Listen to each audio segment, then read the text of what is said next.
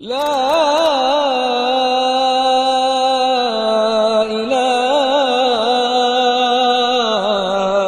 إلا الله.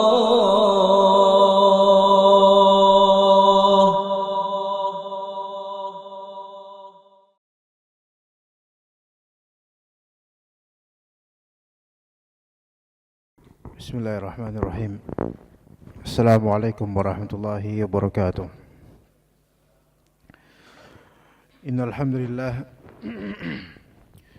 nahmaduhu wa nasta'inuhu wa nastaghfiruh wa na'udzu billahi min shururi anfusina wa sayyiati a'malina. May yahdihillahu fala mudilla lahu wa may yudlil fala hadiya lahu. Asyhadu an la ilaha illallah wahdahu la syarika lahu wa asyhadu anna Muhammadan abduhu wa rasuluhu la nabiyya ba'dah. Allahumma inna nas'aluka ilman nafi'a wa rizqan tayyiba wa 'amalan mutaqabbala. Allahumma inna na'udzubika min 'ilmin la yanfa' wa min qalbin la yakhsha' wa min nafsin la tashba' wa min du'ain la yusma'. Fa inna asdaqal hadits kitabullah wa khairal hadi hadi Muhammadin sallallahu alaihi wasallam wa syarral umuri muhdatsatuha wa kullu muhdatsatin bid'ah wa kullu bid'atin dhalalah wa kullu dhalalatin finnar, amma ba'd. Para jemaah sekalian rahimani wa rahimakumullah, biidznillah ta'ala kita akan melanjutkan pengkajian kitab At-Tauhid, masih di bab berkaitan dengan takdir. Pada pertemuan sebelumnya kita telah membahas beberapa faedah dari beriman kepada takdir Allah Azza wa Jalla. Dan kita akan meneruskan di pada perkataan Abdullah bin Umar radhiyallahu anhuma yang disitir oleh Syekh Muhammad bin Abdul Wahhab dalam kitab At-Tauhid. Yang dikatakan di sini waqala Ibnu Umar, berkata Abdullah bin Umar radhiyallahu anhuma, walladhi nafsu ibni Umar biyadihi law kana li ahadihim mithla Uhudin dhahaba law kana li ahadihim mithlu Uhudin dhahaba thumma anfaqahu fi sabilillah ma qabilahu Allahu minhu hatta yu'mina bil qadar.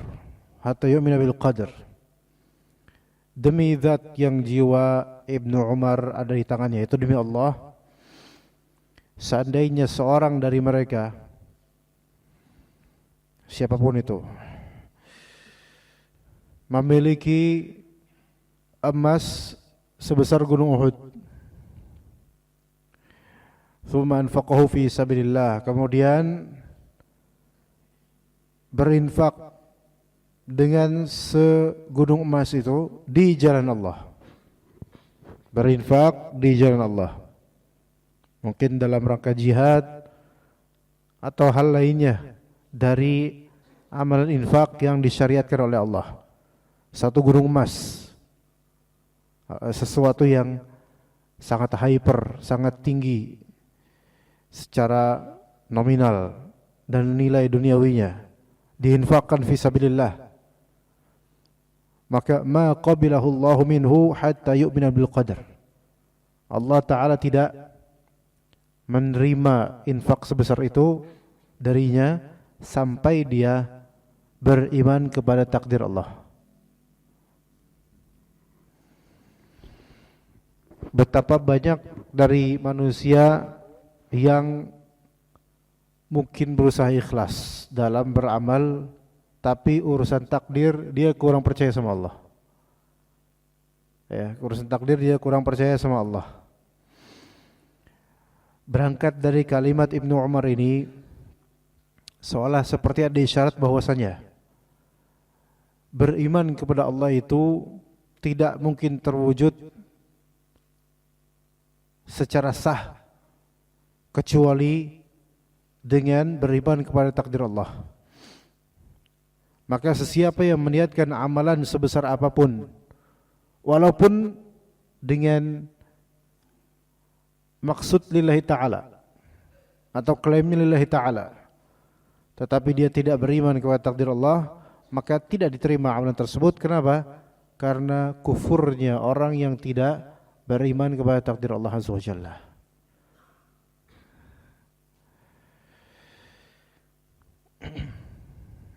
Maka jangan pernah meremehkan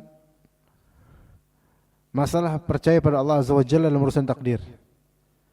As-thiqah billah, percaya sama Allah, husnudzan billah, husnudzan sama Allah dalam masalah takdir. Karena kadangkala kekufuran itu tidak disadari oleh pelakunya, imma karena jahil, imma karena terbiasa dengan amalan kufur itu. Karena pembiasaan dengan keburukan itu menghapus image keburukan itu sendiri. Maka orang yang terbiasa menggugat Allah Ta'ala dengan takdirnya, terbiasa dengan itu, mungkin awal-awal itu merasa bersalah, tapi kebiasaan buruk itu akan mengubah image buruknya kebiasaan itu, sehingga seolah-olah dia merasa enggak ada masalah, padahal itu bermasalah. Maka hati-hati dalam masalah mencela takdir atau tidak yakin sama Allah, atau menggugat apa yang Allah suratkan padanya. Dari mungkin dia ngerasa ini keburukan, maka hendaknya dia mengobatinya segera sebelum berlarut, sehingga dikhawatirkan makin berusia makin keluar dari Islam disebabkan kufurnya dia kepada Allah Azza wa Jalla dengan tidak percaya pada takdir atau menafikan takdir, atau bahkan sampai level menghina Allah Azza wa Jalla dengan apa yang dia takdirkan padanya. Kemudian kata Syekh Muhammad bin Abdul Wahhab, "Tsumma istadalla biqaulin Nabi sallallahu alaihi wasallam." Kemudian Ibnu Umar beristidlal, yaitu mengambil dalil dari perkataan Nabi sallallahu alaihi wasallam, "Al-imanu an tu'mina billahi wa malaikatihi wa kutubihi wa rusulihi wal yawmil akhir wa an tu'mina bil qadri khairihi wa syarrihi."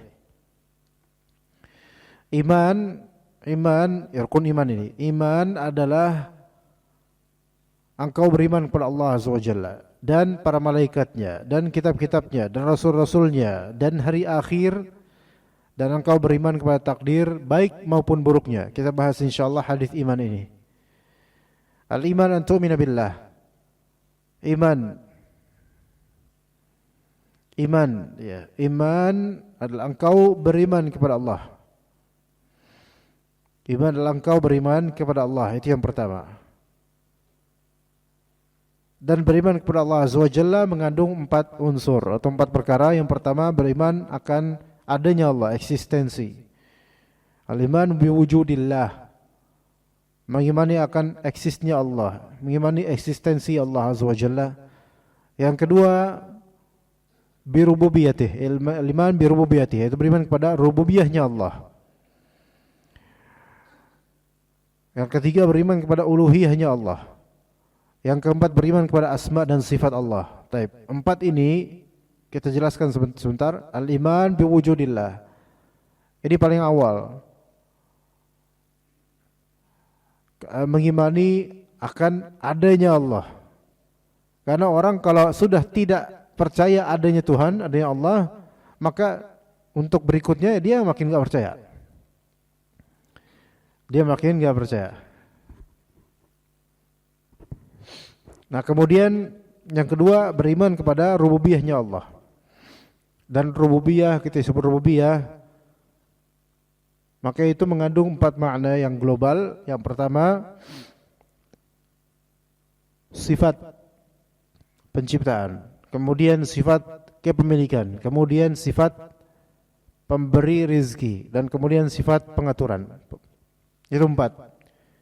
Rububiyah, rububiyahnya Allah, tauhid rububiyah, itu maknanya mengimani bahwasanya Allah Ta'ala Al-Khaliq, pencipta, Allah Ta'ala Al-Malik, pemilik, Allah Ta'ala Al-Raziq, pemberi rizki, Allah Ta'ala Al-Mudabbir, pengatur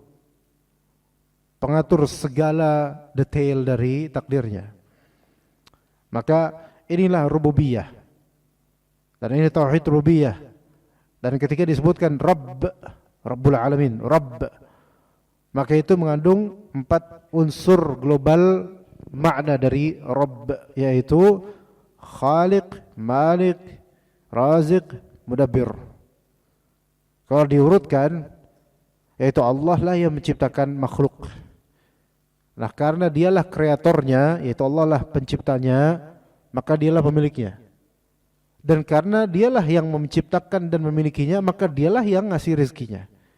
Dan karena dia ngasih rezekinya, maka dialah yang mengatur syariat untuknya, mengatur kehidupannya, mengatur nafasnya dan detail dari segala yang Allah takdirkan padanya. Nah, itu Rabb, itu rububiyah.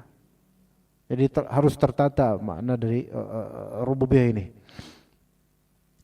Jadi wajib mengimani unsur-unsur ini dalam rububiyah Allah Azza wa Jalla. Mengimani Allah itu pencipta segalanya, mengimani Allah Ta'ala pemilik segalanya, mengimani Allah Ta'ala pemberi rezeki segalanya, mengimani Allah Ta'ala pengatur segalanya, baik pengaturan syar'i maupun kauni, baik tadbir syar'i maupun tadbir kauni. Tadbir syar'i yaitu syariat Allah Azza wa Jalla. Tadbir kauni yaitu pengaturan segala detail dari semesta alam, dari hal-hal yang tidak pernah kita lihat, sesuatu yang sangat mikro, bahkan sampai bakteri atau apapun, sekecil apapun itu, maka itu diatur oleh Allah dengan detail. Ya, apalagi yang skalanya makro atau sesuatu yang besar seperti langit dan semisalnya. Maka ini semua diatur oleh Allah Ta'ala secara kauni. Itu rububiyah. Jadi beriman kepada Allah Ta'ala mengandung 4 unsur besar, yaitu beriman kepada eksistensi, beriman akan adanya Allah Azza wa Jalla. Yang kedua, mengimani bahwasanya Allah Ta'ala pencipta, pemilik, pengatur, pemberi rezeki, pengatur. Kemudian yang ketiga, kandungan iman kepada Allah Ta'ala, beriman kepada uluhiyah Allah. Dan uluhiyah maknanya keberhakan untuk disembah. Uluhiyah maknanya adalah keberhakan untuk disembah. Mengimani berhaknya Allah Ta'ala untuk disembah. Hanya Allah Ta'ala yang berhak disembah. Mengimani itu.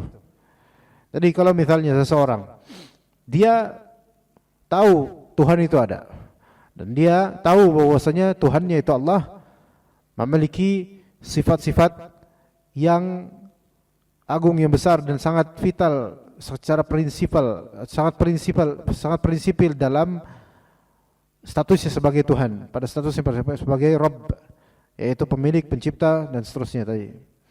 Namun kalau dia tidak mengimani baik dengan ikrar hatinya atau dengan amalan zahirnya, tidak mengimani akan keberhakan Allah sebagai satu-satunya disembah, maka dia tidak disebut beriman kepada Allah. Jadi harus mengimani Allah Ta'ala satu-satunya disembah. Kalau dia menduakan Allah Azza wa Jalla, berbuat syirik, maka dia tidak beriman kepada Allah Azza wa Jalla dengan skala dan derajat syirik masing-masing. Kalau syiriknya besar, maka la in asyrakta la yahbatanna 'amaluk, yaitu gugur amalannya. Kalau syiriknya kecil, maka gugur amalan spesifik yang berkaitan dengan syirik kecilnya itu. Gugur amalan spesifik yang berkaitan dengan syirik kecilnya itu. Adapun syirik besar, maka gugur amalan total, baik berkaitan dengan syirik besarnya itu ataupun tidak, yang penting gugur semuanya. Itu syirik besar. Adapun syirik kecil, maka menggugurkan amalan spesifik yang berkaitan dengan syirik kecil tersebut. Tidak menggugurkan keislaman, umumnya begitu, dan tidak menggugurkan semua amalan yang tidak ada kaitannya dengan syirik kecil itu. Tidak ada kaitannya dengan syirik kecil itu. Nah, sehingga seseorang ketika dia menduakan Allah Ta'ala dari segi ibadah sampai derajat kekufuran atau syirik besar, maka dia tidak disebut beriman secara total, musyrik. Adapun kalau dia berbuat syirik kecil, yang mana ini juga mencederai iman kepada uluhiyah dan keberhakan Allah Ta'ala sebagai yang disembah, maka ini mengurangi iman dengan pengurangan yang buruk, tetap buruk, karena segala syirik besar, segala syirik kecil, seapapun kecilnya disebut ia, maka ia tetap dosa besar. Makanya selalu buruk walaupun seolah-olah simple atau kecil, seolah-olah. Ya, walaupun amalan yang sangat-sangat kecil, ya, maksudnya amalan yang bukan sesuatu yang dianggap besar oleh orang, dia kecil orang, tapi syirik kecil, maka ini kurang imannya kepada Allah Ta'ala. Tapi kemudian yang keempat dari unsur iman kepada Allah, beriman kepada asma dan sifatnya, dengan nama-nama dan sifat-sifatnya yang Allah Ta'ala kabarkan di Al-Quran tentangnya dan Rasulullah SAW wartakan di hadis tentangnya. Dan juga termasuk di dalamnya menafikan apa yang Allah dan Rasulnya nafikan di Al-Quran dan Sunnah. Dan juga termasuk iman kepada asma dan sifat Allah Ta'ala, yaitu bersikap abstain atau tidak menetapkan dan tidak menafikan nama dan sifat-sifat yang memang tidak disebutkan dalam Al-Quran dan Sunnah. Maka tidak mengatakan ini nama Allah dan tidak juga menafikan ini nama Allah ketika memang ini tidak ada di Al-Quran dan Sunnah. Maksudnya begini, kita tidak menetapkan misalnya nama Allah, misalnya disebutkan oleh sebagian orang Al-Qadim misalnya, atau kita menafikan ketika itu memang tidak ada Al-Quran dan Sunnah, kita kan nggak usah dikatakan ini nggak ada di Al-Quran dan Sunnah. Lafal Al-Qadim sebagai nama Allah kita nggak pakai ini, dan sebagainya jangan pakai ini. Kalau kita katakan Al-Qadim nama Allah tidak, karena tidak ada di Al-Quran di As-Sunnah. Karena nama Allah, asma Allah tauqifi, nama-nama Allah itu tauqifi, yaitu hanya termandatkan apa yang ada di Al-Quran dan As-Sunnah saja. Jika tidak ada, maka kita berhenti dari mengatakannya. Taib. Itu beriman kepada Allah. Kemudian beriman kepada malaikat-malaikat Allah. Mengandung empat perkara. Yang pertama, mengimani eksistensi malaikat-malaikat Allah. Seperti tadi juga beriman kepada Allah. Yang kedua, malaikat-malaikat, beriman kepada malaikat-malaikat Allah, yaitu mengimani adanya malaikat-malaikat Allah.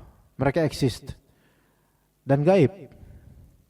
Kemudian yang kedua, mengimani nama malaikat yang kita ketahui nama mereka, dan nama-nama tersebut hanya ada di Al-Quran atau di As-Sunnah, bukan ijtihad.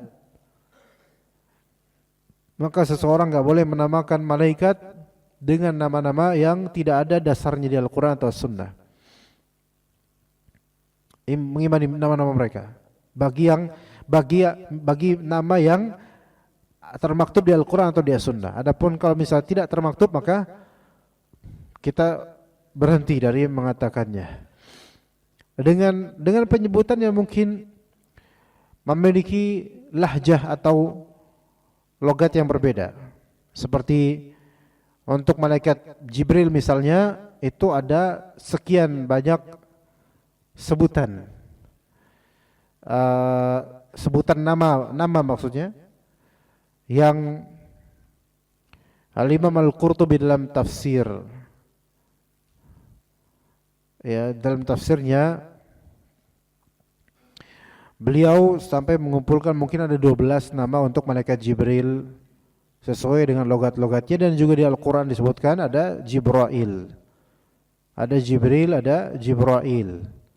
Kemudian Mikail juga gitu, ada Mikail, ada Mikal, begitu. Dan juga di antara sebutan untuk malaikat Jibril,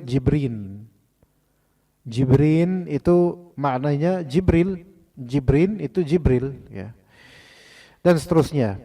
Tapi untuk varian nama ini, ya setahu si kita saja. Kalau kita nggak tahu varian namanya, ya sudah, ya tidak apa-apa. Varian nama untuk Jibril misalnya ada beragam nama, kita nggak wajib untuk mengetahui varian namanya, karena itu juga dikumpulkan oleh para ulama dan tidak semua orang memang mengetahuinya. Terdokumentasikan di kitab-kitab, namun orang-orang awam kan tidak sampai situ membacanya.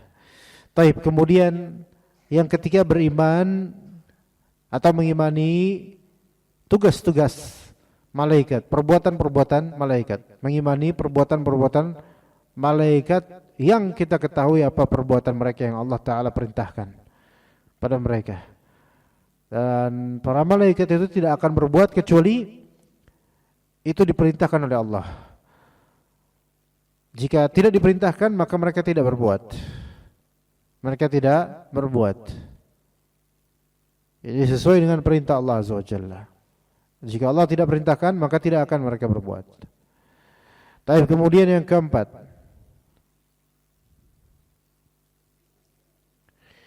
oke, kembali yang ketiga ini tadi, beriman kepada perbuatan mereka.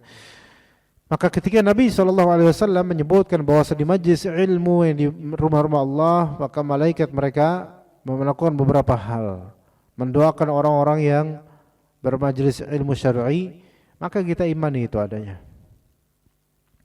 Namun sebatas apa yang dikabarkan oleh Nabi SAW, bahwa mereka mendoakan rahmat untuk orang-orang dan berkah untuk orang-orang yang menuntut ilmu di rumah Allah Azza wa Jalla. Taib. Kemudian bagaimana kalau di majlis ilmu ini kita bertawassul dengan malaikat-malaikat itu? Kita bertawassul dengan malaikat-malaikat itu. Misalnya mungkin dengan mengatakan, mungkin tawassulnya, wahai para malaikat sekalian, sampaikanlah kepada Allah Azza wa Jalla bahwa kami memohon begini begitu. Artinya kita meminta kepada malaikat ini untuk menyampaikan kepada Allah Azza wa Jalla. Maka ini syirik. Kita mengimani eksistensi malaikat rahmat yang mereka dari gang ke gang, jalan ke jalan untuk mencari orang-orang berzikir kepada Allah Ta'ala yang menuntut ilmu lillahi Ta'ala. Dan kita imani sekarang ini insyaallah Ta'ala. Gaib memang, tapi karena Rasulullah yang wartakan ya kita terima kabar ini. Tetapi mengimani eksistensi dan perbuatan yang mereka lakukan sekarang itu tidak melazimkan bolehnya kita untuk meminta kepada malaikat-malaikat ini.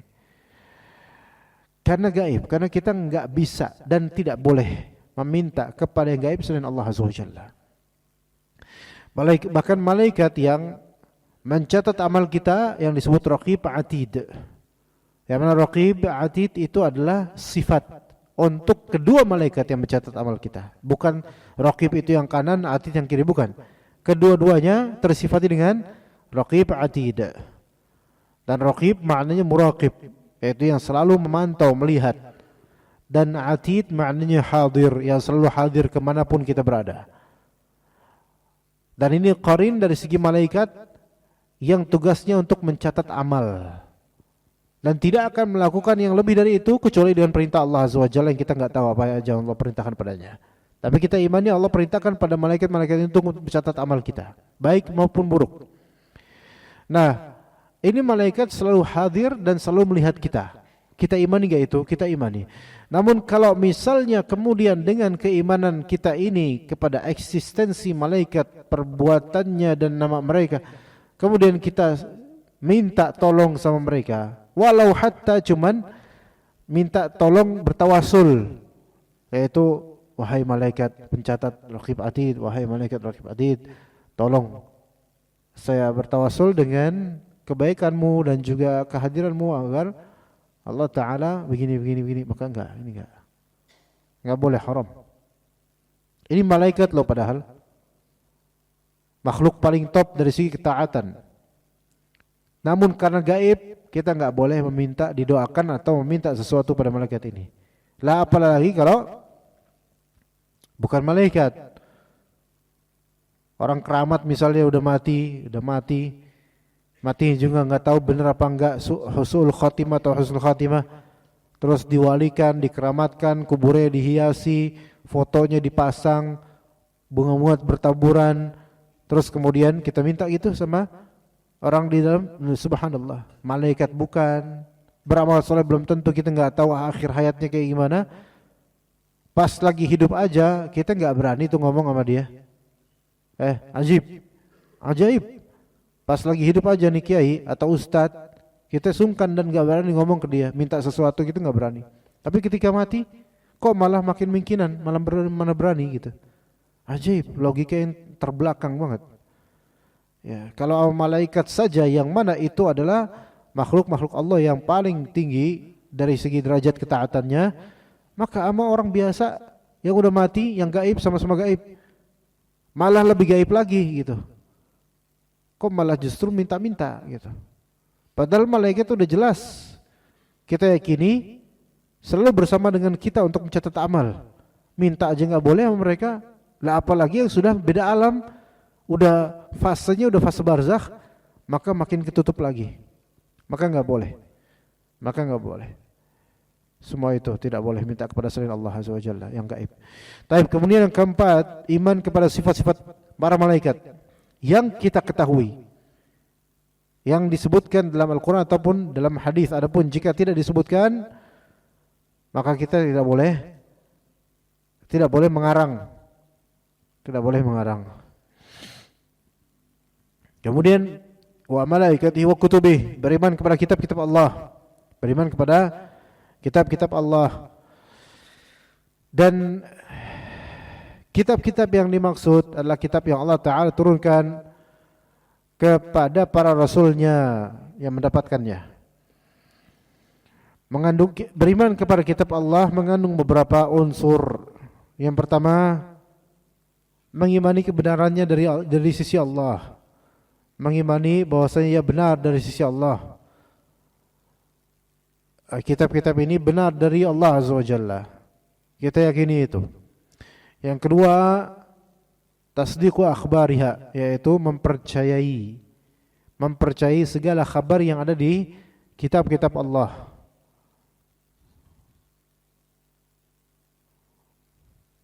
Mempercayai kabar-kabar terutama Al-Quran yang telah ada dalam Al-Quran, dari sejarah humanity, sejarah kemanusiaan, Nabi Adam alaihissalam bagaimana dulunya, sampai kabar-kabar tentang hari kiamat. Kita imani itu semua, kita percaya itu semua. Adapun kitab-kitab samawiyah sebelum Al-Quran, Taurat, Injil, kita imani kebenarannya ketika belum diubah-ubah. Adapun yang sekarang, maka kita imani penyelewengan orang-orang jahat terhadap kitab itu. Kita percaya itu, penyelewengan mereka terhadap penyelewengan orang-orang jahat terhadap kitab-kitab itu. Maka siapa yang menyatakan bahwa Injil versi sekarang misalnya itu benar tanpa ada kecacatan, maka dia telah menyelisih Al-Quran. Kita imani bahwasanya Injil itu benar, yaitu Injil yang belum ditahrif atau diselewengkan. Kalau yang sekarang tersebar, tentu tidak boleh, bahkan kita tidak boleh untuk membacanya. Nggak boleh membaca kitab yang bersubhat saja, walaupun pengarangnya ulama, tapi kitab ini bersubhat misalnya, maka orang-orang awam dilarang untuk membacanya. Apalagi kalau ini bukan subhat lagi, udah super subhat, ya maka tidak boleh dan haram. Kemudian bentuk iman kepada, di antara kandungan iman pada Alkitab, Al-Quran atau iman kepada kitab-kitab Allah, yaitu iltizamu al-ahkam ma lam tunsakh, yaitu mengikuti hukum-hukumnya selama belum dihapus dalam syariat Islam. Hukum-hukumnya diikuti, hukum-hukum yang ada di kitab-kitab samawiyah sebelumnya Al-Quran itu diikuti selama tidak dihapus oleh syariat Nabi Muhammad SAW. Tapi kemudian yang keempat,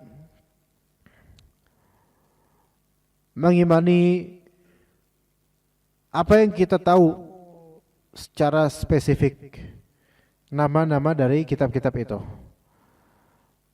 Mengimani apa yang kita tahu secara spesifik dari nama-nama kitab-kitab itu, seperti Injil, Taurat, Injil, Zabur, Al-Quran, Suhuf Ibrahim, Suhuf Musa, itu kita imani nama-namanya itu.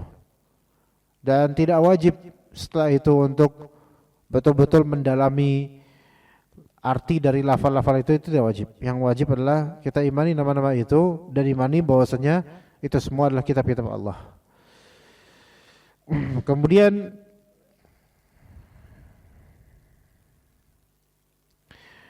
yang kelima, mengimani bahwa setiap rasul yang diutus itu ada kitab padanya.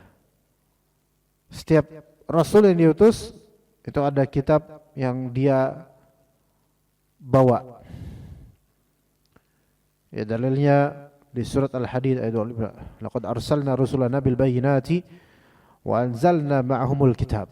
Kami telah mengutus para rasul kami dengan bukti-bukti yang nyata dan kami turunkan bersama mereka Al-Kitab. Kami turunkan bersama mereka Al-Kitab. Ini menunjukkan rasul pada umumnya itu mereka atau seluruh dari rasul mereka memiliki kitab, baik yang kita tahu namanya atau tidak kita tahu. Baik yang kita tahu nama rasulnya siapa atau yang kita tidak tahu. Pokoknya kalau itu rasul maka pasti ada kitab yang Allah turunkan padanya. Walaupun kita juga tidak tahu nama-nama kitab banyak dari para rasul. Kita hanya tahu beberapa saja yang disebutkan dalam Al-Qur'an atau hadis. Baik, kemudian yang beriman, kemudian berikutnya beriman kepada Rasul, kepada para Rasul.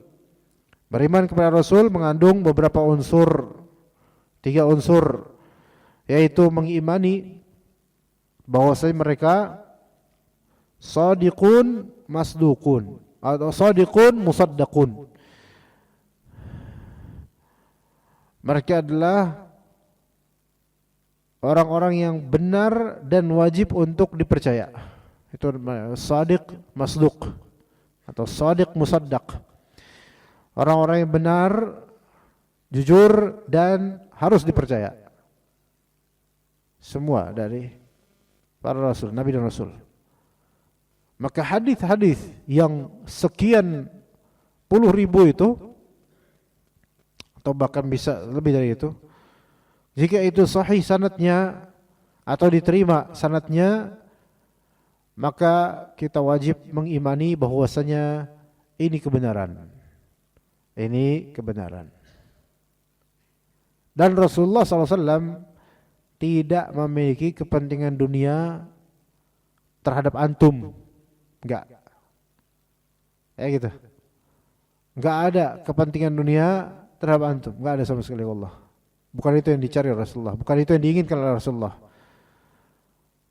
Bahkan kepentingan yang seolah-olah seperti kepentingan dunia, itu pun sebenarnya bukan kepentingan dunia, untuk akhirat. Seperti misalnya kata Nabi SAW, tazawwajul wadudal walud. Nikahilah oleh kalian perempuan yang penyayang dan subur. Nikahilah oleh kalian perempuan penyayang dan subur. Fa inni mukatsirun bikumul umam, karena aku akan berbangga dengan banyaknya umatku dari kalian.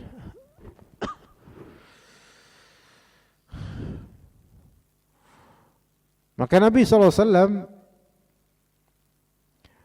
menganjurkan umatnya untuk melakukan suatu hal yang konsekuensinya adalah memperbanyak keturunan, tapi sebenarnya bukan berhenti di memperbanyak keturunan saja. Dan juga Rasulullah SAW akan berbangga dengan banyaknya umat ini karena itu akan menjadi kredit, yaitu itu akan menjadi peningkatan derajat untuk Rasulullah SAW karena pahala buat beliau lebih banyak alaihi wasallam. Artinya walaupun Rasulullah menganjurkan kepada kita untuk memperbanyak bagian dari dunia, yaitu anak, ya, tapi tujuannya bukan sebatas untuk dunia belaka, melainkan agar pahala bertambah. Begitu juga dengan kita.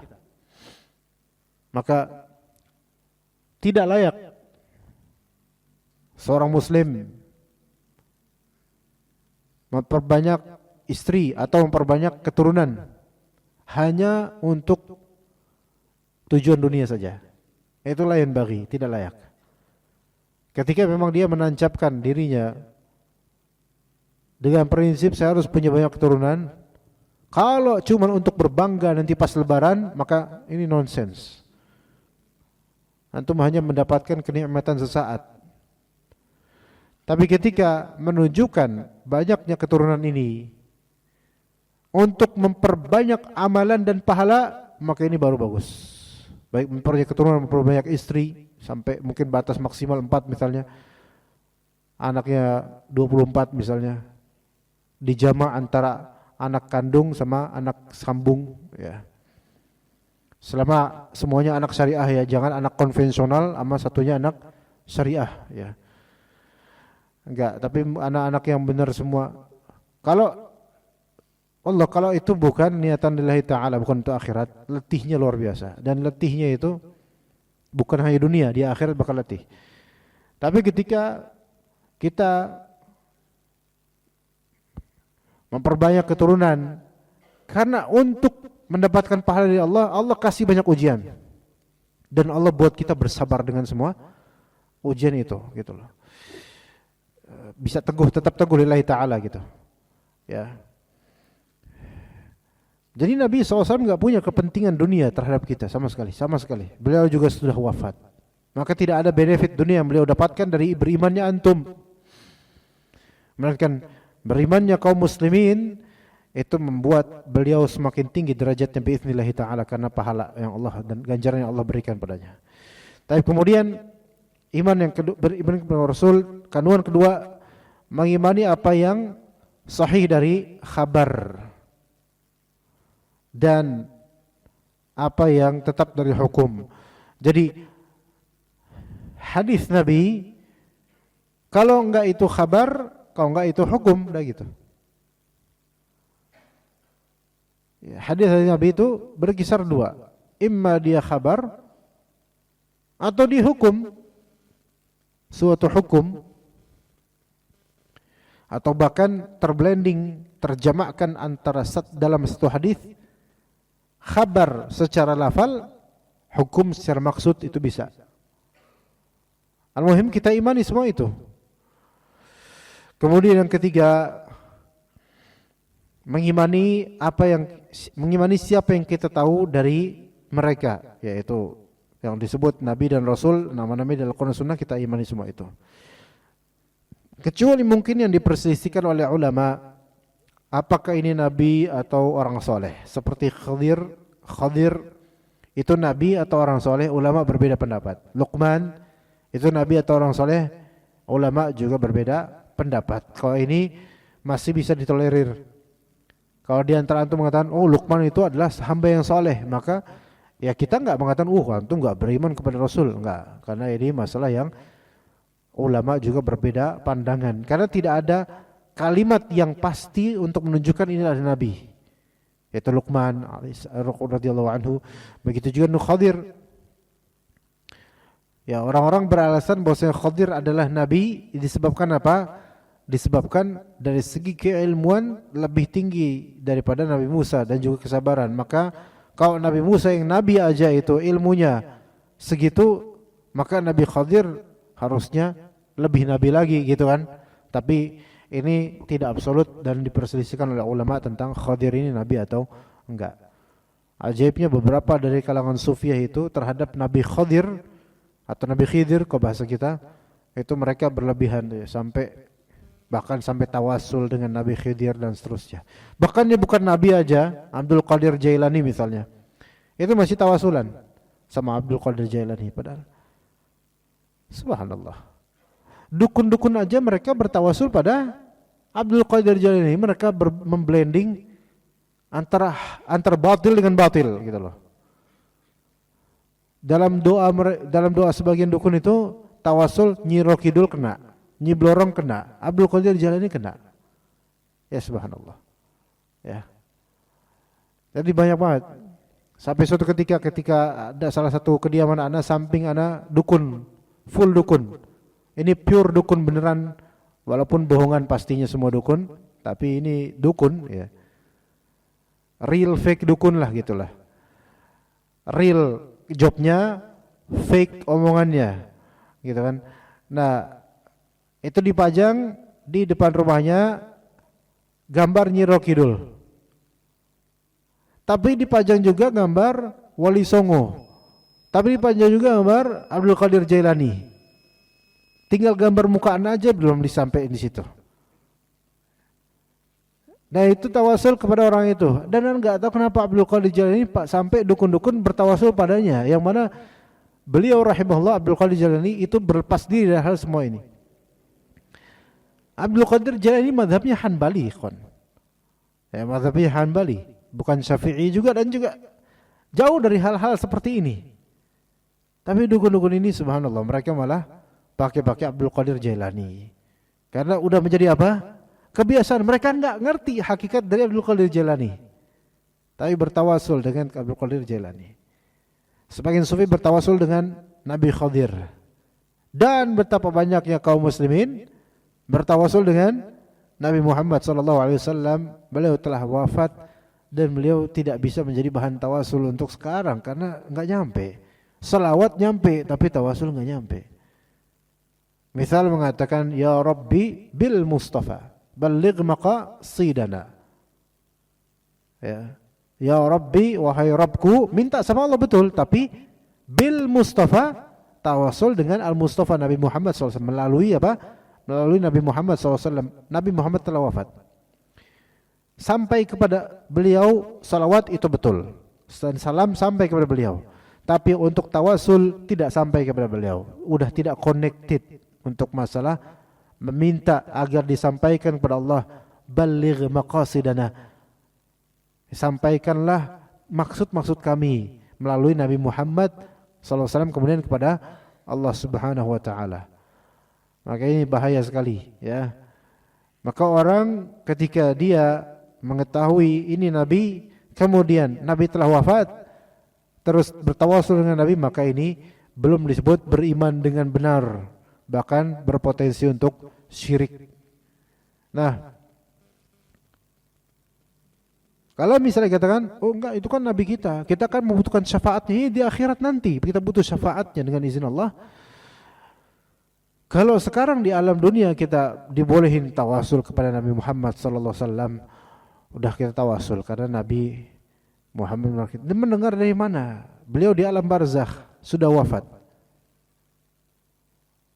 Sekarang kalau misalnya kita menganggap tawasul dan meminta kepada Nabi Muhammad itu suatu yang sahih, maka orang-orang Nasrani akan menegakkan hujjah pada kita.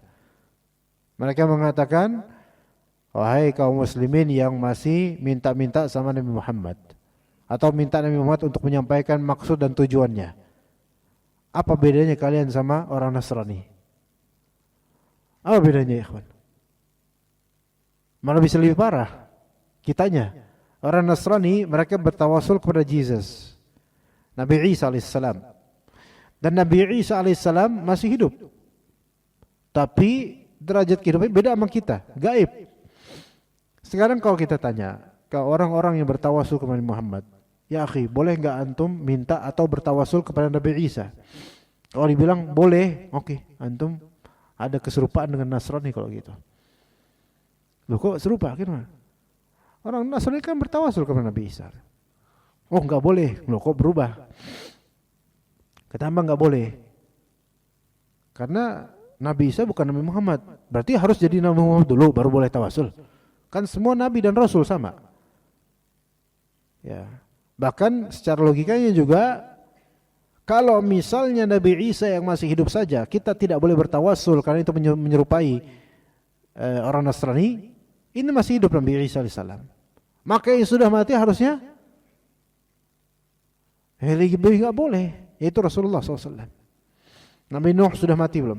Mati, wafat alaihi salatu wassalam. Kemudian Nabi Musa, Nabi Ibrahim, Nabi Musa, dan para Nabi dan Rasul kecuali Nabi Isa alaihissalam yang Allah angkat jasadnya dan rohnya, dan beliau masih hidup dan akan turun pada waktunya nanti. Tapi ketika turun pada waktunya, boleh enggak orang yang lihat Nabi Isa untuk minta didoakan? Boleh, karena masyhud, itu tersaksikan di depan, bisa ngomong langsung, interaksi langsung. Tapi kalau misalnya gaib, Oke, mungkin tidak perlu jauh ke Nabi Isa alaihissalam. Mungkin perlu ke orang tua antum. Antum minta sesuatu tapi lewat hati. Enggak lewat WhatsApp, enggak ada sinyal, enggak ada apa, lewat hati. Diam sebentar, merenung terus minta, "Nak, tolong," atau "Pak, tolong," gitu. Kira-kira istri antum panik gak kira-kira? Panik lah, ini kayaknya udah agak konslet bapak nih, ada apa nih Pak? Enggak, saya lagi minta sama situ ya, anak saya atau apa di kota lain. Lah kan enggak kedengeran. Kedengeran antara anak dengan bapak itu kan hatinya. Mana bisa? Ini yang masih hidup sama-sama hidup aja, enggak connected gitu loh. Walaupun alasan pakai telepati, pakai mata batin lah, pakai apa? Enggak connected. Lalu apalagi dengan yang sudah di alam barzakh, jasadnya terkubur di tanah sana dan belum pernah kita temukan jasadnya baik masih hidup atau sudah wafat. Maka bagaimana bisa terkoneksi? Maka hati-hati di sini, seseorang dia mencintai Nabi SAW, namun syaitan berusaha untuk mendriving atau mengendalikannya supaya menjauh dari kebenaran dan iman yang benar. Taib, kemudian beriman kepada hari akhir. Beriman kepada hari akhir dengan segala komponen dalam alam barzakh dan peristiwanya, serta alam akhirat dengan segala peristiwanya, apa yang diwartakan dalam Al-Quran dan Sunnah, maka itu kita imani semuanya. Walaupun belum happening pada diri kita, untuk mengimani itu dalam beragama tidak harus terjadi dulu pada diri kita, melainkan sudah ada teksnya, nasnya ada, dalilnya ada, wajib langsung kita imani. Begitu.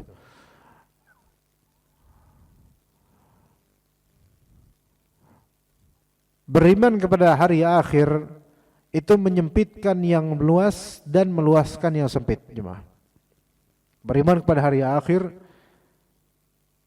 itu menyempitkan yang luas dan meluaskan yang sempit. Bagaimana? Menyempitkan yang luas, yaitu ketika seseorang diberikan keluasan dunia, maka sempitkanlah dengan ingat hari akhir.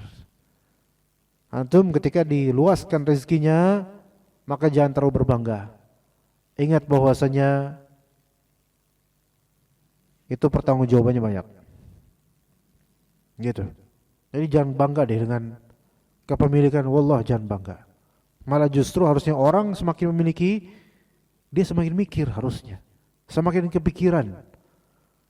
Ini dari mana didapat? Nanti gimana saya tanggung jawabnya gitu. Jadi malah justru jangan bangga. Maka orang-orang yang sukses dalam masalah bisnis, para coach yang sebagiannya menjual ludah bisnis gitu, kemudian membagikan supaya kamu dapat segini amur segini, kemudian lihatlah fulan, lihatlah saya misalnya, saya berhasil begini. Kalau kita mau scan semua ini kalimat dengan akidah yang benar, dengan tazkiyatun nufus, maka kita akan dapatkan hinanya kalimat-kalimat ini. Maka cukuplah seseorang itu menempatkan dirinya di jurang neraka ketika dia merasa bahwasanya segala kenikmatan ini yang luas ini tidak dipikirkan akhiratnya gitu, itu sudah jurang bahaya sekali itu. Maka mengingat akhirat menyempitkan yang luas dari dunia. Ketika dunia terlalu mudah bagi antum, sempitkanlah dengan ingat nanti di akhirat tanggung jawabnya banyak. Gitu, ketika dunia terlalu mudah buat antum, mau ngapa-ngapain gampang, ikhwan. Uang banyak, subhanallah. Betul ini nikmat duniawi.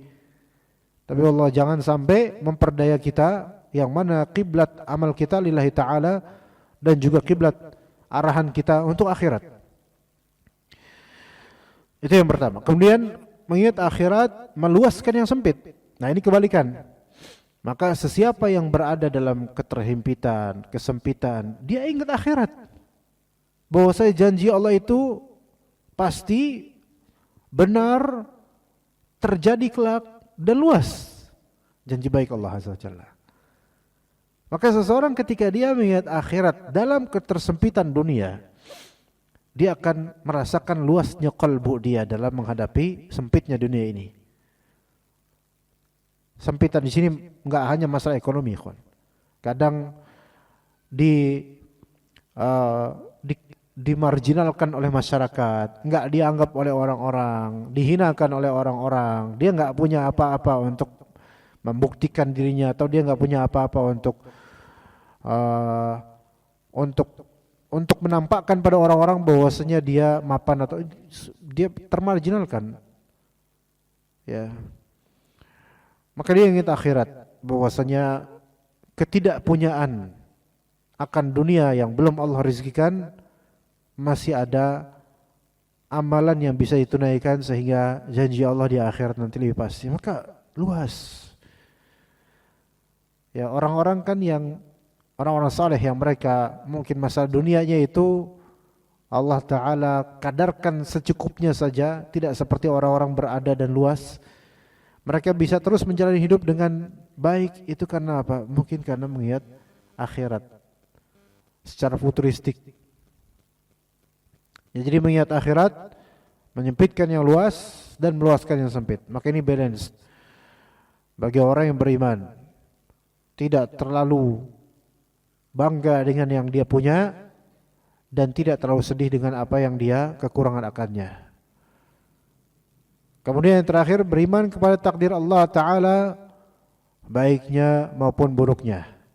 Beriman kepada takdir Allah Ta'ala, baiknya maupun buruknya. Nah, kebaikan takdir itu dinisbatkan kepada Allah Azza wa Jalla. Kebaikan takdir dinisbatkan kepada Allah Azza wa Jalla. Namun syarr, yaitu keburukan takdir, tidak dinisbatkan kepada Allah Azza wa Jalla. Sebagaimana kata Nabi sallallahu alaihi wasallam dalam hadis Nabi sallallahu alaihi wasallam, "Wasyarru laisa ilaika." Kalau takdir baik, kebaikan, keberkahan, kebaikan itu kita katakan ini semua dari Allah. Tapi ketika takdir itu takdir buruk, maka dikatakan oleh Nabi, wasyarru laisa ilaika. Keburukan itu tidak dinisbatkan kepada engkau. Bagaimana kita memahami hal-hal seperti ini, ya ikhwan? Sesuai pemahaman Ahlussunnah wal Jamaah. Ya, syarr la yunsab ilallah. Keburukan tidak dinisbatkan kepada Allah, tidak disematkan kepada Allah. Allah Ta'ala tidak memiliki nama yang buruk, tidak memiliki sifat yang buruk, tidak memiliki perbuatan yang buruk. Semua nama, semua sifat dan semua perbuatan Allah selalu baik dan bijak. Selalu baik dan bijak.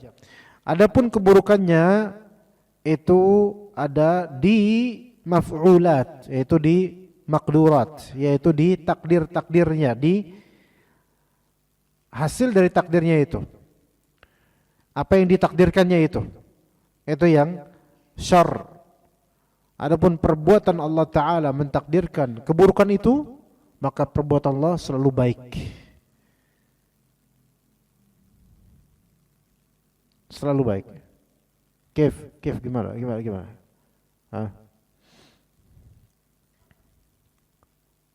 Begini contoh. Misal di Masjid Jawa ada kasus, ya. Yaitu misal saja. Ada orang, misal saja, maling tromol atau maling kotak amal. Berhasil dia kemudian ngambil. Atau kan mungkin pakai kiris, sebagaimana pernah terjadi. Kemudian kirisnya dipalsuin. Stiker kirisnya dipalsuin di stop kotak amal. Jadi orang pada ini tadi DKM Nurul Islam, ya. Ternyata masuknya ke rekening siapa gitu namanya. Nah, jadi ada salah transfer orang-orang. Taib. Kemudian DKM menyeleksi pemasukan. Loh, ini kok mulai tanggal sekian sepi banget, domplang banget ini, kenapa nih? Gitu kan. Terus lihat CCTV, ternyata loh, waduh, ini ada yang ngubah barcode-nya, Kirisnya diubah. Pakai apa sih namanya kiris itu? Barcode apa namanya? Pakai kiris itu. Diubah ya, bukan barcode. Apa namanya? QR code. QR code, bukan BR code ya, bukan barcode. Nah, ini yang terjadi keburukan enggak? Ini keburukan. Siapa yang takdirin? Allah. Yang kita anggap buruk apanya? Kejadiannya, bukan Allahnya, bukan perbuatan Allah mentakdirkannya, bukan. Melainkan tetap kita nisbatkan kebaikan itu, kita nisbatkan kepada Allah. Allah Maha Baik. Loh, kok gimana Allah Maha Baik? Padahal ini kan buruk. Yang buruk itu ininya. Yang buruk ini kejadiannya, makduratnya, maf'ulatnya. Ini orang berbuat buruk, iya. Ini kejadian buruk, iya. Tapi kenapa kok masih aja Allah Ta'ala dinisbatkan pada kebaikan? Karena di balik keburukan ini, maksudnya Allah Azza wa Jalla selalu baik, pasti baik. Coba dari situ kemudian akhirnya kan viral. Sehingga orang-orang mulai preventif dan DKM mulai preventif mencegah terjadi hal ini pada semua masjid. Satu keburukan di salah satu masjid itu berdampak hikmahnya untuk ribuan masjid. Keburukan ini tidak dinisbatkan kepada Allah, tapi kepada orang yang melakukannya dan kejadiannya. Adapun hikmah dan kebaikannya itu kita nisbatkan kepada Allah, karena itulah tujuan mengapa Allah takdirkan ini terjadi. Gitu loh. Ya. Misal lagi, antum memiliki orang tua yang punya karakter yang enggak antum setujui. Kurang peduli sama anak, atau kurang nafkah, atau kurang ini atau kurang itu. Antum lihat bad sample dari orang tua. Misal, ini buruk enggak? Buruk. Apakah kemudian kita menggugat Allah, na'udzubillah min dzalik, ya Allah kenapa engkau takdirkan begini? Apakah engkau inginkan keburukan pada saya? Enggak boleh. Betul, ini bad sample, sampel yang buruk dari orang tua misalnya. Tapi maksud dari Allah Ta'ala mengadakan sampel yang buruk ini adalah kebaikan, supaya anak-anaknya enggak nyontoh, supaya anak-anaknya enggak kayak gitu loh. Supaya anak-anaknya belajar, sehingga menjadi pribadi anak-anak yang lebih baik nanti ketika berumah tangga, misal begitu. Ya. Jadi enggak ada takdir yang buruk secara total, melainkan setiap ada takdir yang buruk, maka hikmahnya lebih besar daripada keburukan itu biasanya. Keburukan itu hanya di zat yang ditakdirkan itu, atau perbuatan orang itu. Tapi hikmahnya itu lebih afdol. Ada hikmah di balik itu. Semuanya begitu, semuanya. Apapun itu yang menimpa dalam hidup kita, apapun itu. Nah, ini masalah takdir rinci seperti ini yang semua orang di rumah sakit itu perlu diajarin kayak gini. Supaya percaya sama Allah, supaya husnudzan sama Allah, dan supaya ngaca. Barangkali Anda itu berbaring seperti ini, nasihat dari Allah dengan cara Allah. Barangkali Anda seperti ini, ada sesuatu yang akan Allah berikan pada Anda.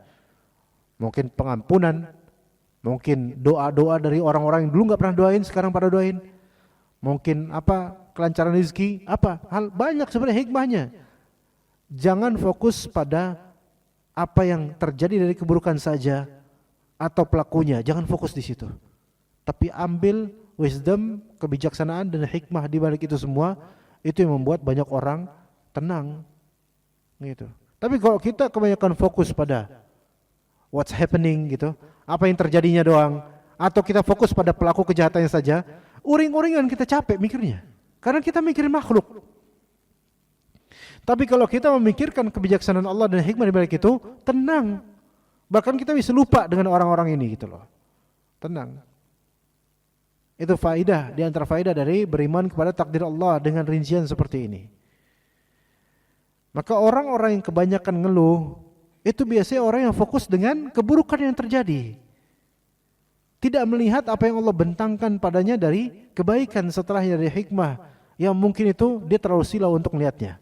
Dia hanya melihat dari apa? Daripada keburukan aja, buruk aja yang terjadi. Jadi enggak ada bijak-bijaknya, enggak ada enak-enaknya.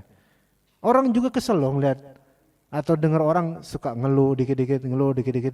Kesel, orang juga mudah kesel. Tidak bisakah melihat kebaikan sisi baiknya dari Allah Azza wa Jalla? Begitu jemaah sekalian. Maka anak berikan suatu kisah yang anak alami, ikhwan. Yang anak alami sebulan lalu kecelakaan. Ini bukan berarti merekomendasikan diri, tetapi anak hanya menceritakan nikmat yang Allah berikan pada diri anak. Yang mungkin bukan materi, tapi suatu ilham yang Allah berikan ketika peristiwa kejadian kecelakaan anak di Karawang. Anak kecelakaan sendiri, jalan tunggal. Dan itu jam 4 pagi, subuh. Ya. Menuju di Karawang, jalan ke Pemanukan itu di Pantura itu. Kontrol jalan tunggal, ada lubang horizontal yang anak tidak bisa. Nah, ketika jatuh kan oleng tuh motor pakai motor. Ya. Oleng ke arah kiri, anak di sebelah kanan, dan di arah kiri itu truk akan lewat. Jadi hampir terlindas sana. Kelindas hampir. Tapi alhamdulillah Allah takdirkan enggak. Ketika jatuh keseret ke kiri. Ya. Dan peristiwa jatuh nih. Dak, gitu kan. Oleng ini dia oleng itu sejujurnya ana berkata dengan apa yang ana rasakan gitu. Oleng itu dalam hati, ya bener deh. Bener kejadian dah gitu kayak hati. Kayak sebenarnya sebelumnya itu ana udah ada pikiran bahwasanya ini akan terjadi gitu. Atau firasat aja, ya bener dah, kecelakaan dah gitu kan. Jatuh, keseret. Kemudian Anda menghadap ke arah timur. Sementara di arah barat ada truknya gede kan. Gede banget truknya. Saking gedenya Anda sampai enggak merhatiin gede banget boy. Nah, truk belakang. Lampu sorot truknya udah putih, apa terang banget. Anda lambaikan tangan dan Anda yakin sama Allah enggak bakal. Anda yakin banget sama Allah, enggak bakal. Dan alhamdulillah berhenti. Jarak berhentinya antara mungkin 6 meteran lah atau 7 meter. Bisa berhenti itu truk tuh. Subhanallah. Kalau bahasa baratnya itu miracle gitu. Keajaiban. Namun enggak sampai di Guinness Book ya, enggak sampai pemecah rekor enggak. Anda juga enggak mau naudzubillah min dzalik. Nah, wallah Anda tidak sedikit pun ada kaget, shock atau apa, kayak enggak kayak biasa gitu. Terus di qalbu itu ada seperti bisikan begini. Tenang, akan ada yang Allah bukakan buat antum. Buat kamu gitu, akan ada Allah bukakan untuk kamu. Udah. Anda berdiri langsung berdiri. Enggak ada pingsan-pingsan, enggak ada mikir dulu di jalanan, enggak ada. Langsung diri. Tangan sudah sakit banget itu. Kaki udah pincang. Udah namanya jatuh kayak gitu kan dengan kecepatan 60 km/h sekitar itu. Diri, sopirnya marah malah. Ini namanya orang kan kaget biasanya langsung shock dan marah biasanya. Sopir marah, teriak-teriak.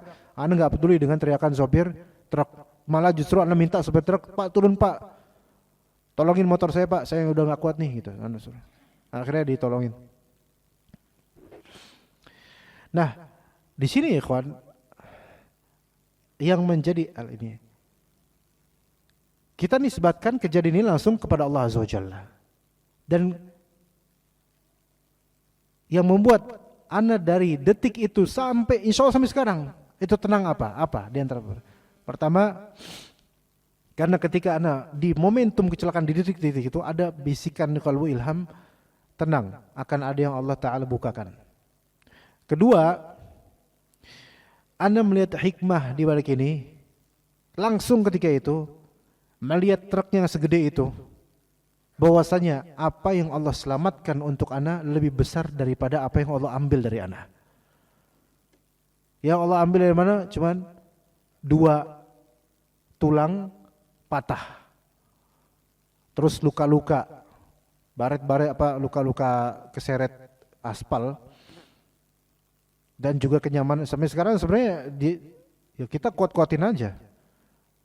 Ya alhamdulillah baik-baik aja, semua baik-baik aja.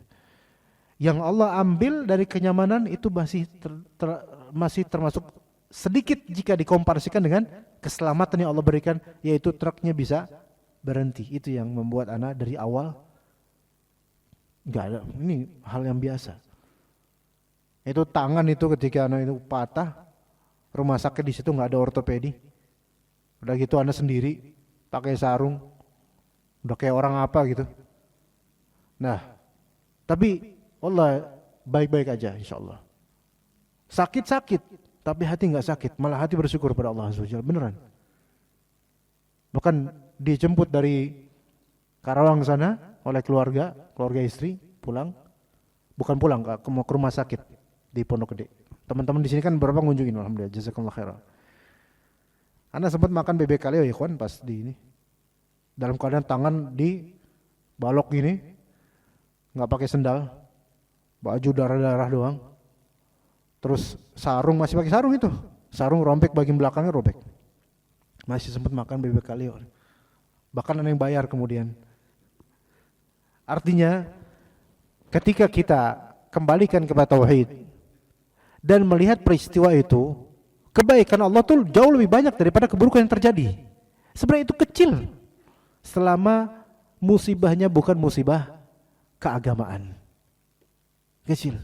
Dan dari itulah kemudian ana yakin banget dari segi tauhid tersebut, takdir, iman kepada takdir, itu yang membuat adanya speedy recovery, penyembuhan yang cepat, karena hati yang baik kata Nabi SAW, idza saluhat saluhal jasad kulluh. Jika kalbu itu Allah perbaiki, maka jasad itu lebih cepat baik insyaallah. Kalau bahasa orang dokter, kalau imunnya bagus cepat gitu misalnya gitu. Ya begitu, Allahu a'lam. Itu sedikit untuk tahdits bin ni'am aja, karena nikmat yang Allah berikan pada anak itu jauh lebih banyak daripada ini. Akhirnya banyak hal yang terbuka, orang-orang ngunjungin, banyak yang doain, yang sebelumnya anak nggak tahu sampai ada segitu banyak orang ngedoain, subhanallah. Kemudian 2 pekan setelah itu lahiran anak, alhamdulillah. Ya, emang ajaib, hidup ini ajaib. Masjid Hijau ini termasuk masjid yang legendaris buat anak. Iya, masya Allah. Hari Rabu nyolatin anak di sini. Hari Kamis jadi khotib Idul Adha di sini. Itu sejarah banget. Masih ingat gak ikhwan antum? Tahun 2023. Hari Rabu zuhur nyolatin anak di sini nih. Ini masih kelihatan bayangan anak di sini. Besoknya khutbah Id di sini. Kadang hidup seperti itu. Nah, kalau misalnya kita fokus pada kejadian, fokus pada keburukan yang terjadi, atau fokus pada pelaku doang, capek. Enggak sembuh-sembuh kita. Dendam, kesel, enggak sembuh juga penyakitnya. Tapi kalau kita fokus pada hikmah dan kebaikan Allah, cepat selesai urusan dengan izin Allah Azza wa Jalla. Bisa legowo. Ya mungkin kita cukup sampai sini. Barakallahu fikum jami'an, mudah-mudahan bermanfaat. Sallallahu ala nabiyina Muhammad wa ala alihi washabihi ajma'in. Subhanakallahumma bihamdika asyhadu an la ilaha illa anta astaghfiruka wa atubu ilaik. Assalamualaikum warahmatullahi wabarakatuh.